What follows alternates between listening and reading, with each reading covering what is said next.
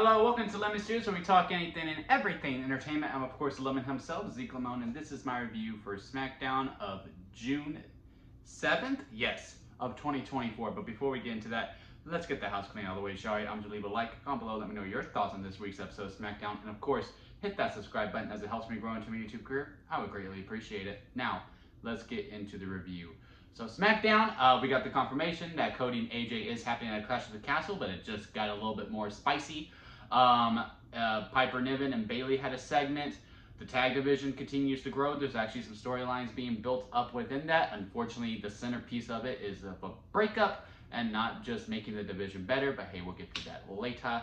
And the United States program is at full throttle, but it will not be happening at Clash of the Castle most likely, since we already have 5 matches. Overall, I really like this episode of SmackDown. I feel like it flowed pretty well. 2 hours went by pretty quickly. I was like, damn, we're already almost done. Oh, here comes the main event segment. And we're going to start off with the main event scene, which is the Cody and AJ stuff. I absolutely love this new side of Cody, where it wasn't all about just respect. He got the ultimate sign of disrespect from AJ when he lied to his face about being retired. And it's good because it's justifiable on both sides, right? Like, AJ was like, okay, if I have to earn my way, Father Time is on his way to get me. I don't really have time to really build myself up back into a title, to be a title contender. Okay, this is the only way that I feel like I need to finesse my way back into the scene. And Cody being like all about Mr. Respect and, you know, the handshakes and all that, and then got destroyed, and now he's like, nope, I want to fight, I want to kill him, because he disrespected me, and he not only he disrespected me, but he embarrassed me. And I did find it funny how he just was walking back and forth at the entranceway for like the first hour and a half. It was so funny to me. But then when AJ showed up and then they got to the ring and then we got the confirmation that it's an I Quit match, I was like, oh yeah, hopefully they bring some blood within this match as well. I think it warrants it. It seems like WWE is more comfortable showing blood as long as it's necessary. I think this feud has the necessity for that. They already had the 5-Star Classic, right? They had a good old-fashioned wrestling match, and it was amazing. Let's get some brutality in here. I want to see a bunch of hits. I want to see a straight-up fight with some blood. That's truly what I want. Now, unfortunately, due to it being an I Quit match, obviously Cody's gonna win, and it seems like this momentum that AJ got, it's kind of gonna get it's gonna be halted, because it just seems like, alright, he finessed his way back to a title match, and now he's gonna be an I Quit match, and then he's gonna utter the words I quit, because I really don't see Cody in any way, shape, or form saying the words I quit. Now, if Brandy was involved in the storyline somehow, I could see that, you know, kind of like what the Judgment Day did with Edge, but that's not the case. So therefore, I don't see a reason as to why Cody would say those words, unless they do a referee stoppage, which I think would be pretty dumb. So AJ will probably lose, and then I do not know where AJ will go from there. Maybe he gets traded to Raw. Who knows?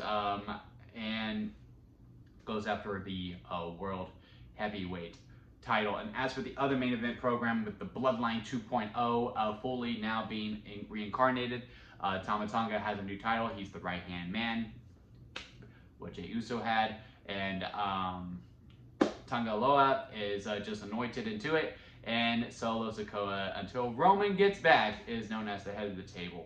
I kind of liked this DQ finish as well. It does seem like both Raw and SmackDown, they're like telling them, all right, you each get 1 surprise roll-up per show, and you get 1 DQ finish. Choose it wisely. Because both, on Raw, there was 1 DQ finish, and there was 1 surprise roll-up. And now here on SmackDown, they did it again. But it made sense, because look, this Bloodline, they made it very clear, like, it doesn't matter if they win or lose. It's just about hurting and causing pain. I did like that Solo did a spear. I think that is a good, you know, build for what I'm assuming the SummerSlam match is, Solo versus Roman. And, you know, it keeps them strong. And I think this is passing time until they get to Money in the Bank, where I do think the main event is Solo versus Cody for the WWE title. And then Roman finally returns at Money in the Bank.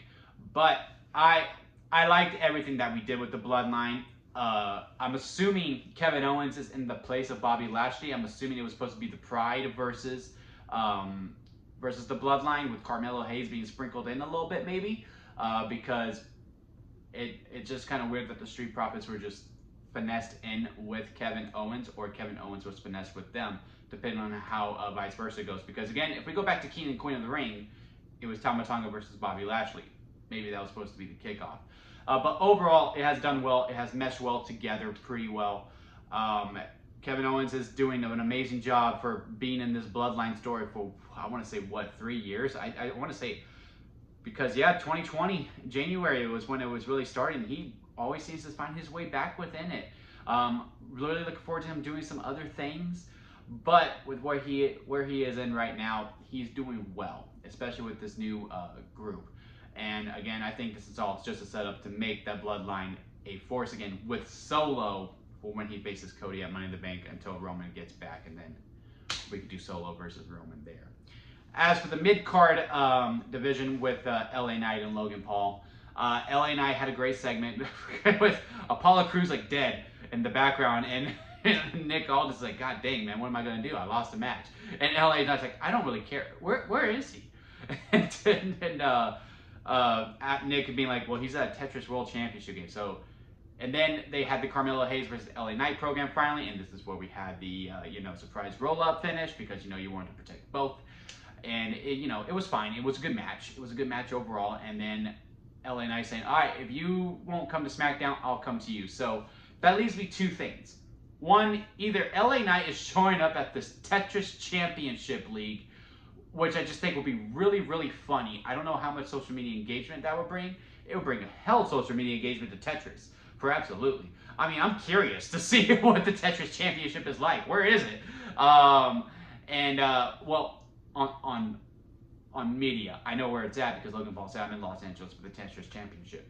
Or Logan Paul's going to invade Impulsive. I don't see them doing another home invasion. I see him invading Impulsive, which I think will be huge numbers for WWE, and then we can finally just go full throttle to SummerSlam for that. I don't think it happens at Money in the Bank, because I think Logan Paul is going to say, I'm in the Money in the Bank ladder match, and LA Knight will be in it. And basically, they're copy and paste what Logan Paul did with Ricochet, right? Where it's like, okay, he won't leave me alone. That's the only reason why I couldn't win Money in the Bank. All right, LA Knight, I will finally fight you, where LA Knight does finally win the United States Championship. But yeah, I'm liking everything WWE's doing with both mid-cards, really. Logan Paul, I wish, would show up more and defend the title, because I think he's only defended it twice ever since he won it, which was at the Rumble and then at WrestleMania. Everything else, he's been in multi-man matches for a bigger title, or he just hasn't defended it whatsoever. And with that, I think the IC title feels a little bit more important. But overall, both programs are really well. I'm glad there's actual stories being built around the mid-card titles, and be like, oh yeah, we have that belt. Let's have them defend it. They done very, very well with it. The tag division. This tag division is better than the Raw tag division for sure. While Awesome Truth is kind of like just hanging out, if you will. Like, I don't even think they have a clear direction on who they're facing. I know the New Day won the shot, and maybe AOP is getting in the mix. Maybe AOP should win the belts pretty soon, just to get the Final Testament something that is successful. But this one it's a tag storyline that we haven't seen before, right? Well, not haven't, but we have seen before. Where, okay, they wanted, like, okay, we want to face for the titles, and they're like, nah, so we're doing these one-on-one matches. One said where Tommaso Ciampa beat Austin Theory, Grayson Waller beat Johnny Gargano. Hell of a match between Johnny Gargano and Grayson Waller. They have amazing chemistry. But again, like I said at the beginning of this video, is that the tag division main storyline is centered around a breakup, which is the pending breakup of Grayson Waller and Austin Theory, which honestly should probably happen pretty soon. And we could do that program at SummerSlam, where Austin Theory turns face, which I think is going to benefit Austin Theory a lot. I think there is a lot of upside to that. If you see some of his outside the ring stuff, where he's dealing with kids, and he's actually being himself, he seems much more comfortable within that personality than the heel one, where it does really feel like a character, and he's not fully believable. And Grayson Waller, who is believable as a heel, I think they will mesh very, very well within that program, and where both sides are very benefited with. And that, again, I'm just, if DIY, assuming DIY wins the tag titles, maybe at Money in the Bank, maybe on another random episode of SmackDown, then we can focus on actual tag team storylines. Whereas like, I'm the better team. No, I'm the better team, and we do more than just these multi-man matches on the SmackDown side anyway. It seems like those belts are given much more focus as to the Awesome Truth, who's kind of like, all right, now make us laugh, which is cool. I love laughing. I'm really entertained by Awesome Truth. The titles just don't really feel like titles to me right now. Well, these ones not fully still feel like titles because, again, they feel like placeholders for another storyline for a one-on-one program. It does have some more meat on the bone. And then the WWE Women's Tag... well, we do need to talk about the WWE Women's Tag Team title, so I guess we'll do that because we'll save the WWE Women's title for the end. That we did get the triple threat match confirmed.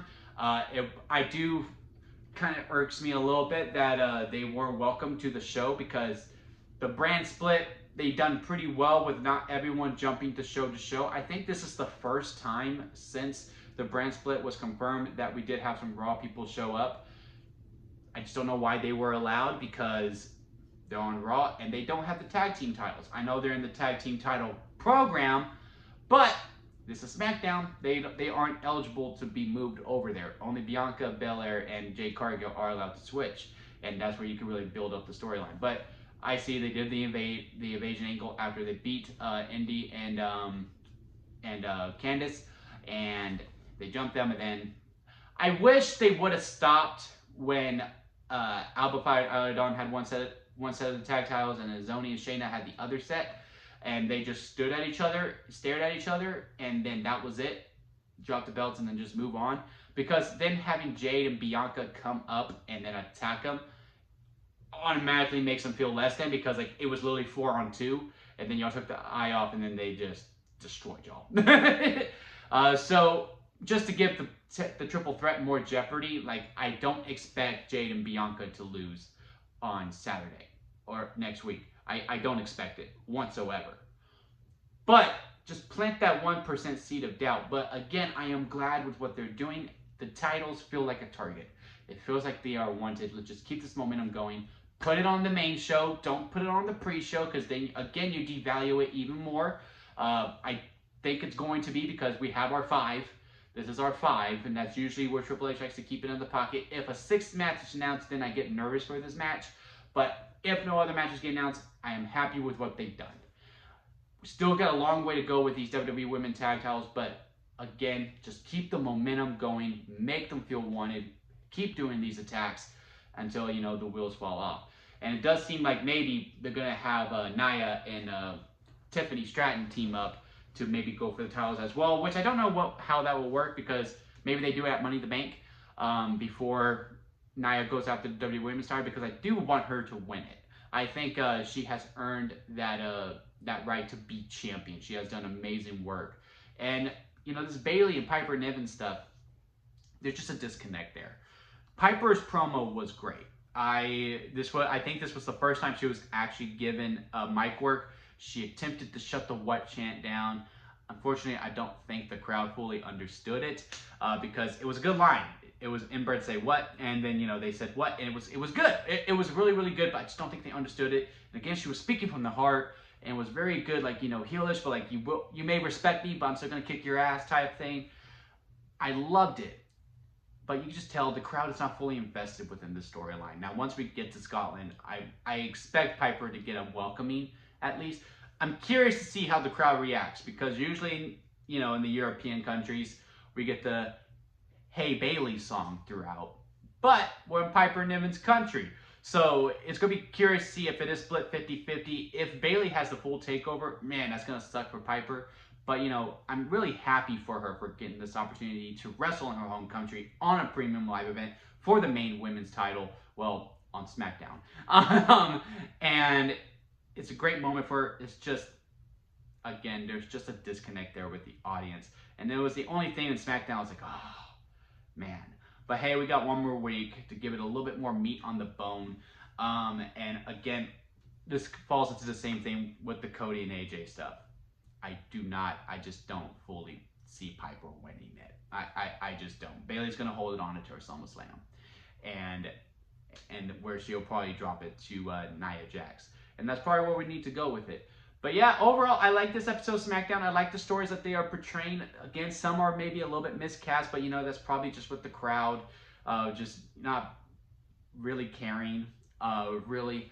But we got one more week to Clash of the Castle. I'm really looking forward to it. It's kind of a night of champions because every match is a title match as of right now, which is why I do think they're going to add a 6th match, and which is why I am worried about the WWE Women's Tag Titles, because that's usually the title that gets kicked to the pre-show, and I really hope they don't do that. But yeah, overall, I like this episode. Again, comment below, let me know your thoughts on SmackDown. And again, leave a like on this video, and again, hit that subscribe button as it helps me grow into YouTube here. I would greatly appreciate it. And don't forget to squeeze the day, guys. And until next time, I'll see you here at Lemon Studios.